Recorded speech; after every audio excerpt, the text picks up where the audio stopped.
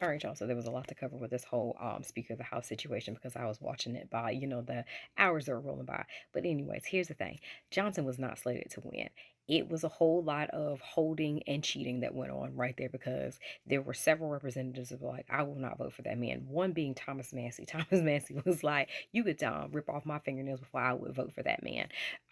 So this is gonna be real interesting how this all is gonna go about or whatever. However, here's the thing.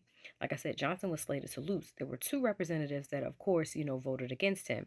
And, well, Thomas Massie was the one who never changed his vote. And I want to say he voted for Byron Donalds, but it's just like, dude, you could have voted for Hakeem Jeffries and just called the shit what it was. I can't stand these third party people that just be voting for just, a tree out here because you know damn well that's not going to win. Anyways, you had Keith Self, who is a 71-year-old man.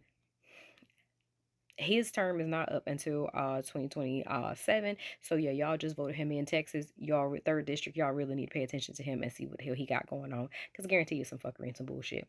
And then you have Ralph Norman, who is out of South Carolina, also 71. And also you will have him until 2027. So South Carolina, y'all need to be paying attention to him too. Um, they were the ones that, after Nancy Mace, y'all remember Nancy, uh, got in there and was just like, yeah, let me put this phone call into Don Don. She was like, oh my God, he's losing. So Don Don was the one who called Ralph and Keith and was like, oh my God, y'all going to, be united with the party and because we need this because they absolutely know that if they did not have Mike Johnson at the helm, they were going to be fucked. But here's the thing, this is 2 years, y'all, so we really got to make sure that we stay on these representatives. Please learn the representatives of your state so that you can really start calling and start letting them know who you are and affect change, because that's the only way that you're going to affect change with these people who are career politicians.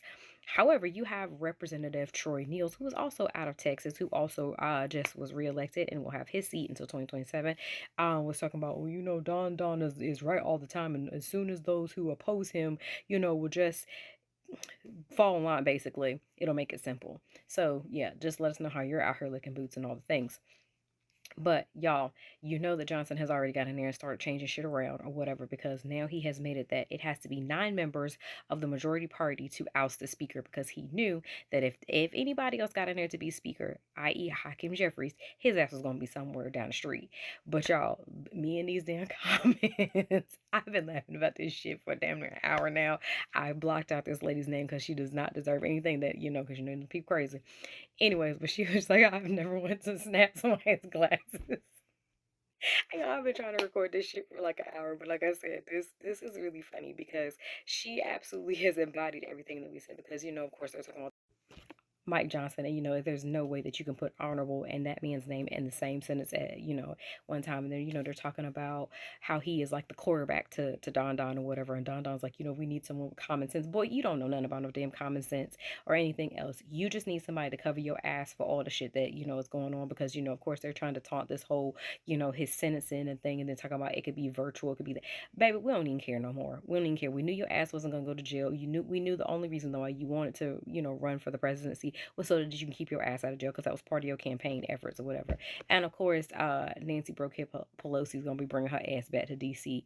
Like I said, I'm still pissed off about the whole situation with her and AOC, and it is time for us to really, I hate to do this to older people, because there are some older people who really get into their positions and really rock that shit. But we got some older Dwights that just need to go somewhere and sit down, because they're going to be the fall of this country. Because here we are. You all are doing this for not for the will of the people, but for whatever. And of course, Hakeem Jeffries letting them know that, there was no election denied on his side of the aisle.